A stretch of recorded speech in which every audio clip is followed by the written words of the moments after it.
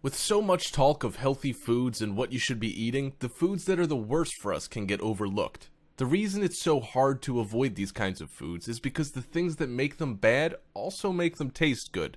Fatty foods typically taste good, so do sweet and salty ones, which means a lot of the foods you love are likely not the best things you can have. But you don't have to resort to living like Tom Hanks in Castaway. There are plenty of foods that you can turn to that taste amazing and won't jeopardize your well-being. It's about learning why certain foods are bad so you can make better choices on a day-to-day basis. That being said, here are some dietary landmines to watch out for and step around. A new study published in the journal Preventing Chronic Disease revealed that 84% of packaged foods that listed 0 grams trans fat on their nutrition facts label still had partially hydrogenated oil, the main dietary source of trans fat, in the ingredient list. Current laws allow companies to round down fewer than 0.5 grams of trans fat per serving to 0. The good news? The amount of trans fat we eat has dropped in the past 30 years, according to a recent study published in the Journal of the American Heart Association. Men are consuming 32% less trans fat and women 35% less than they were in 1980. Still, 1.9% of men's daily calories and 1.7% of women's daily calories come from trans fat today. The American Heart Association recommends limiting trans fat to no more than 1% of total calories consumed. Even a few daily grams of these fats increase bad cholesterol, decrease good cholesterol, and clog arteries. And Harvard researchers estimate that trans fats cause up to 228,000 cases of heart disease and 50,000 deaths annually. Since 2 grams is the most you should have in a day, allowing food with 0.5 grams or less to call themselves trans fat free is a real problem. Simply said, you're best off avoiding trans fat containing foods completely. I'll also show you some quick examples of food rich in trans fat that you might not even be aware of.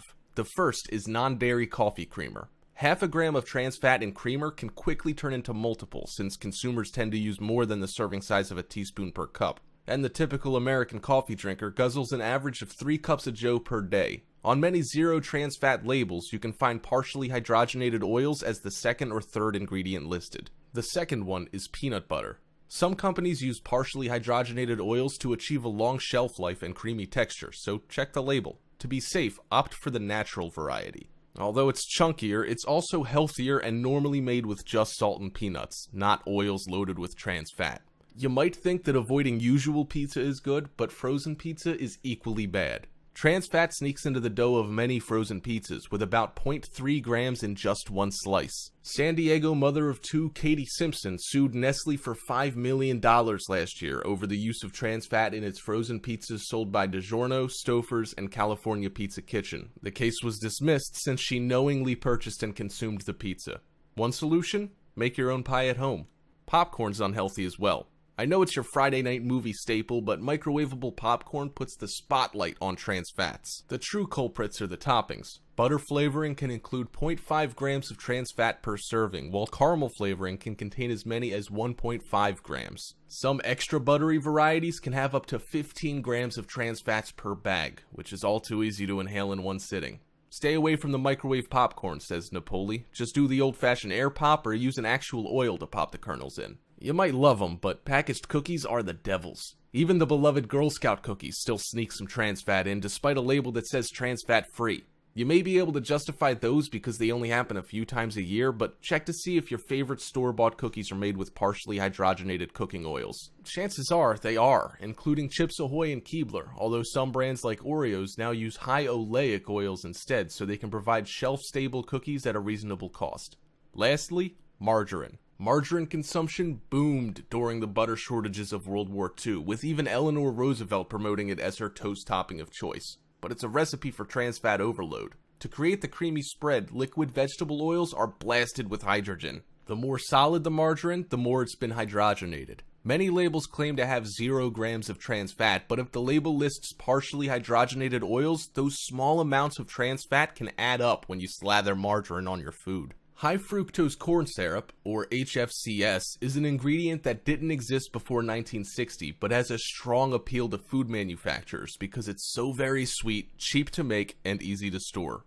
According to David Zinczenko in the Abs Diet, the human body doesn't have a shutoff switch for HFCS the way it does with real sugar. This leads us to keep drinking a cola or eating sweet treats long after we would have stopped if they were naturally sweetened. Those who pay attention to what they eat may have noticed high fructose corn syrup creeping into an alarming number of foods in the supermarket aisle. Corn subsidies and other trends have pushed this relatively unhealthy substance into many of the general food groups that we shop for on a regular basis. Here are some of the popular food and drink items that contain high fructose corn syrup, an element with a lot of sugar that has been known to contribute to diabetes and other conditions when eaten in excess. Soft drinks are packed with HFCS.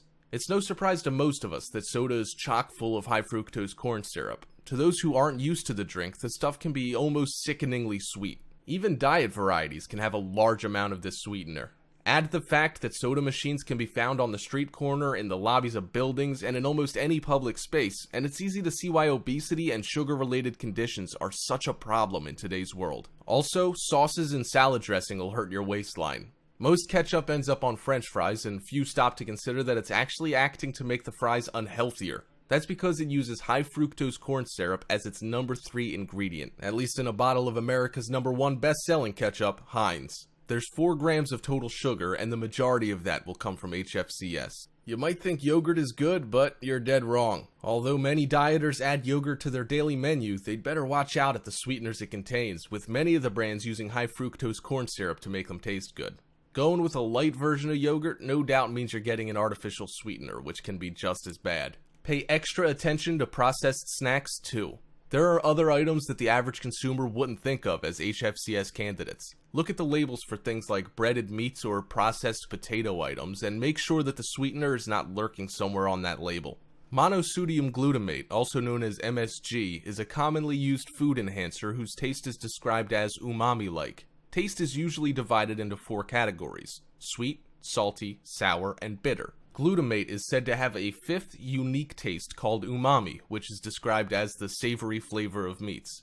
MSG is used to enhance this so-called umami flavor and is known to have negative side effects even when ingested in small amounts. Since MSG is found so frequently in processed foods, it is very hard to avoid, except in cases when the packaging specifically states that the product contains no MSG. Even then, manufactured free glutamic acid can be found in different forms, such as torula yeast. MSG, torula yeast, yeast extracts, and hydrolyzed proteins can raise levels of glutamate, which in turn overstimulates neurons. Synthetically produced glutamates may have different names, but are all essentially MSG. Some common glutamates strongly related to MSG include hydrolyzed proteins, autolyzed yeasts, protein concentrates, yeast extract, glutamic acid, and the list goes on.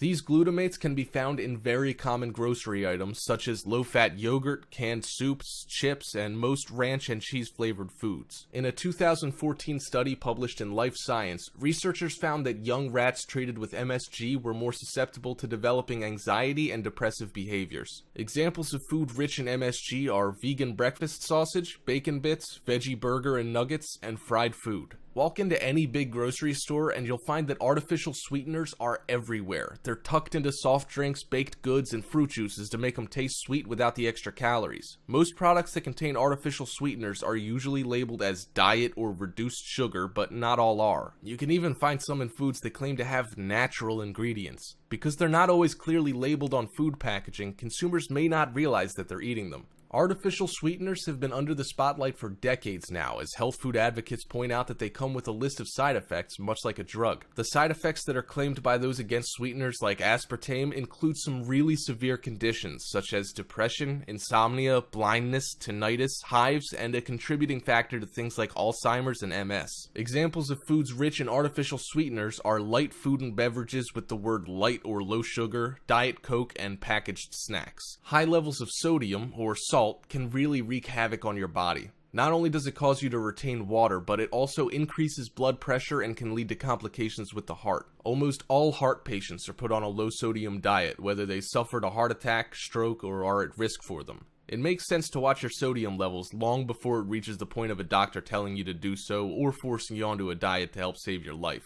Foods high in sodium are cheese, salty snacks, frozen meals, bread, and tortillas. Foods high in calories can really add to your waistline in a hurry if you're not careful. The reason they're so sneaky is because you can consume hundreds of calories quickly and not even be aware of it. A popular dieting theory is that the fewer calories taken in, the more weight you'll lose, all else being equal. That's why you see people going on low-calorie diets and trying to burn calories in the gym. You don't have to go to extremes, but minding the calories you consume will lead to a healthier you. Examples of food choices high in calories are pasta dishes, chocolate, and chia seeds. It's not as if you have to go low carb or no carb, but you should still keep an eye on your carbohydrate intake. In fact, there's even a recommended daily allowance set at 130 grams. Why are too many carbs unhealthy? Foods high in carbohydrates will be digested quickly and tend to increase your blood sugar levels. This causes a release of insulin, which produces glycogen, which gets stored in the body as fat. They're also responsible for making you feel hungry again quickly and can lead to more eating and overeating than would otherwise happen. Examples are bagels, coffee drinks, and movie popcorn.